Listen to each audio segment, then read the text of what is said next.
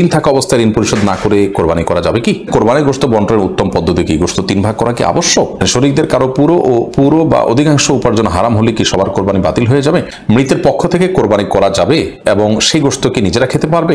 এক মেয়েকে আমার পছন্দ হয়েছে, মেয়েটিকে আমি বিবাহ করতে চাই, কিন্তু মেয়েটির নামও সাথী, আমার মায়ের নামও সাথী। মায়ের নাম এমন কোনো মেয়েকে বিয়ে করলে গুনাহ হবে? চিপসের প্যাকেটে আরবি লেখা থাকলে সে প্যাকেটটা কি করব? আল্লাহ যাতে দ্রুত হজে যাওয়ার তৌফিক দান করেন, এজন্য কোনো দোয়া আছে কি? আমার শ্বশুর বাড়িতে যদি আমার ফুফাতো, মামাতো, খালাতো ভাইয়েরা বেড়াতে আসে, সেক্ষেত্রে কি আমি তাদেরকে সালাম দেওয়া, সাধারণত কথাবার্তা বলাও নাজায়েজ হবে? কোরবানির জন্য লাইভ ওয়েট মেশিন দিয়ে কোরবানি পশু ক্রয় করা কি জায়েজ হবে? আমার পরিবারের 4 সদস্য একটি ছাগল দিয়ে কোরবানি করলে হবে কি? শাহিনী আইডি থেকে আপনি লিখেছেন, আল্লাহ যাতে দ্রুত হজে যাওয়ার তৌফিক দান করেন, এজন্য কোনো দোয়া আছে কি? বিশেষ বা সুনির্দিষ্ট দোয়া তো নেই, কিন্তু আপনি আল্লাহ তাআলার কাছে সাধারণভাবে দোয়া কবুলের সময়গুলোতে করবেন, দোয়া আল্লাহর কাছে চাওয়াগুলোকে পেশ করবেন, চোখের পানি ফেলবেন, নিজে একটু একটু করে পয়সা করে জমাবেন, চেষ্টাটা আপনি করবেন অন্তত যে আল্লাহ রাব্বুল আলামিন যেন আপনাকে তৌফিক দান করেন। এমনি তার আগে আপনি লিখেছেন, আমার পরিবারের 4 সদস্য একটি ছাগল দিয়ে কোরবানি করলে হবে কি?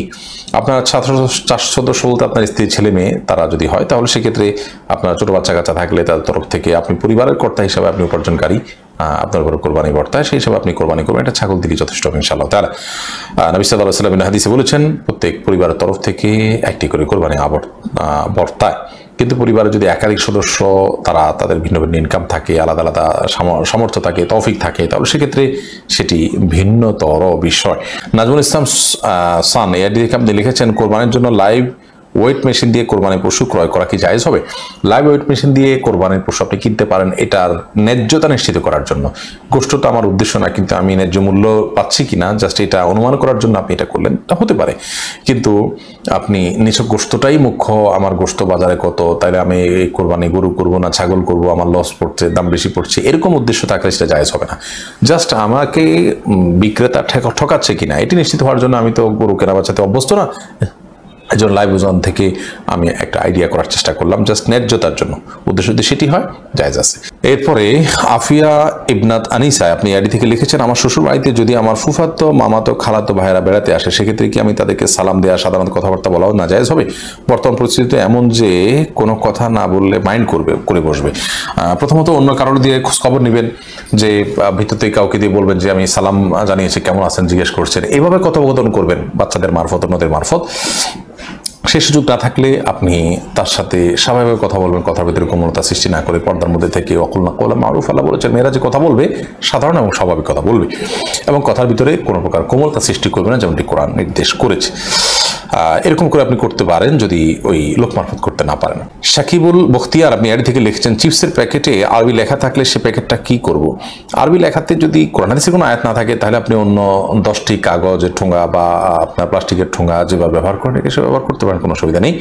আরবি লেখা থাকলেই যে সেটাকে আপনার বিশেষ সম্মান করতে বাধ্য, ব্যাপারটা সেরকম নয়। আরবি লেখায় খারাপ কিছুও থাকতে পারে আর সাধারণ কিছুও থাকতে পারে, এগুলোর বিধান যা লেখা আছে সেটার উপর ভিত্তি করেই হবে। তবে লেখা জোকা এগুলো অপমানজনকভাবে পায়ের নিচে যেন এবং অপমানজনকভাবে ময়লা ইত্যাদিতে না পড়ে, সেটা জ্ঞানের প্রতি যে আমাদের ভাষার প্রতি, জ্ঞানের প্রতি যে আমাদের শ্রদ্ধা থাকা উচিত, তার অংশ হিসাবে এটি সকল ভাষার ক্ষেত্রেই যথাসম্ভব খেয়াল করা উচিত। আলী হাসান লিখেছেন, এক মেয়েকে আমার পছন্দ হয়েছে, মেয়েটিকে আমি বিবাহ করতে চাই, কিন্তু মেয়েটির নামও সাথী, আমার মায়ের নামও সাথী। মায়ের নাম এমন কোনো মেয়েকে বিয়ে করলে গুনাহ হবে না। মায়ের নামে নাম আছে এরকম মেয়েকে বিয়ে করলে কোনো গুনাহ হবে না, আপনি করতেই পারেন। বাকি তাকে ডাকলে আপনার মা মনে করবে আপনার মাকে ডাকছেন, ব্যাপারটা তো সেরকম না। মাকে তো আপনি নাম ধরে ডাকেন না, কোনো অসুবিধা নেই ইনশাআল্লাহ। এতে আমরা এই ধরনের বিষয়গুলোকে অনেক জটিল করে ফেলি, মোটেও এগুলো জটিল কোনো বিষয় নয়। আপনি আপনার পরিবারে একটা সন্তানের নাম আছে আব্দুল্লাহ, আর একটা সন্তানের নাম আব্দুল্লাহ, মানুষ রাখতে চায় না, কোনো অসুবিধা নেই। এটা ডাকলে হয়তো কখনো একটু ধোঁয়াশা তৈরি হবে, হোক, তাতে কি আসে যায়, অনেক কিছুতে ধোঁয়াশা তৈরি হয়, এটাতে আমাদের বড় কোনো ক্ষতি হবে, বাট সেরকম নয়। এই জন্য এগুলোকে খুব বড় কোনো বিষয় হিসেবে দেখার কোনো কারণে, আপনার মায়ের নাম যা, আপনি যে মেয়েকে বিয়ে করতে চাচ্ছেন তার নামও যদি তা হয়, কোনো অসুবিধা নেই, আপনি বিয়ে করতে পারেন। প্রয়োজনে তার একটা ডাক নাম ইউজ করলেন যদি আপনার কাছে ডাকতে খারাপ লাগে। এরপরে মঞ্জুর হাসান আপনি লিখেছেন, মৃতের পক্ষ থেকে কোরবানি করা যাবে এবং সেই গোশত কি নিজেরা খেতে পারবে? মৃত ব্যক্তির তরফ থেকে যদি আপনি নিজের তরফ থেকে কোরবানি করেন, আপনি করতে পারেন এবং সেই গোশত আপনি খেতে পারেন।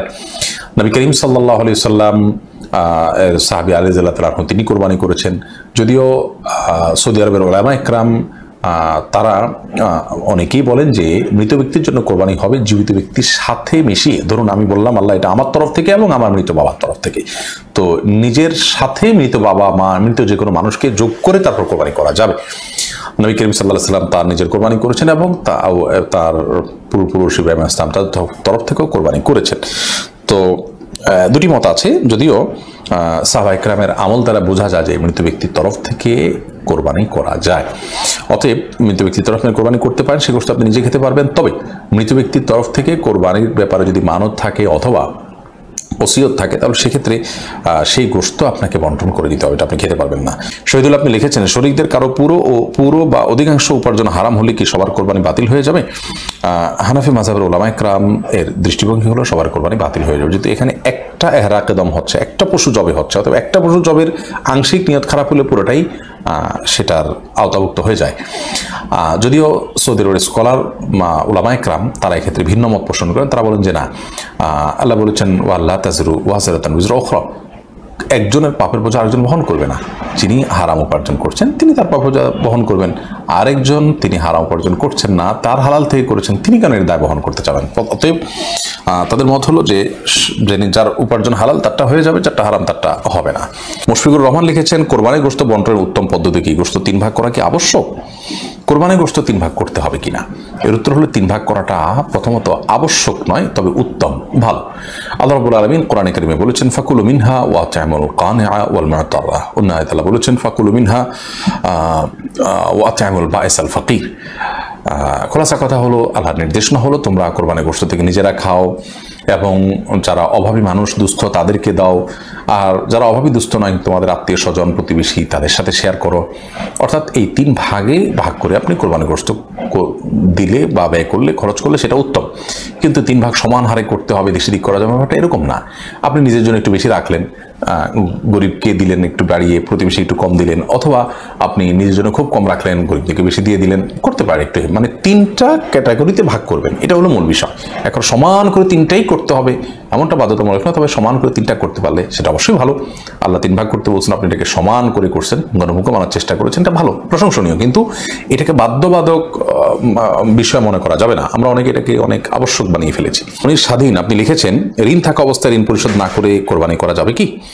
ঋণ থাকা অবস্থায় ঋণ পরিশোধ না করে আপনি কোরবানি করতে পারেন কিনা? এর উত্তর হলো যে আপনার ঋণ দেখতে হবে কি ধরনের। আপনার ঋণটা যদি এরকম হয় যে আপনার প্রাপকের সাথে আপনার একটা চুক্তি আছে, একটা বোঝাপড়া আছে, আপনি তাকে কিস্তিতে আপনার ঋণ পরিশোধ করছেন বা একটা সময় নিয়েছেন, সেই সময় আপনি পরিশোধ করবেন, এরকম সিচুয়েশন থাকলে আপনি ঋণ দিচ্ছেন, আবার আপনি কোরবানি দিচ্ছেন, আবার ঋণ পরিশোধের মতো ব্যবস্থাপনা আপনার আছে, সেদিকে আপনি ধাপে ধাপে আগাচ্ছেন, তাহলে কোনো অসুবিধা নেই।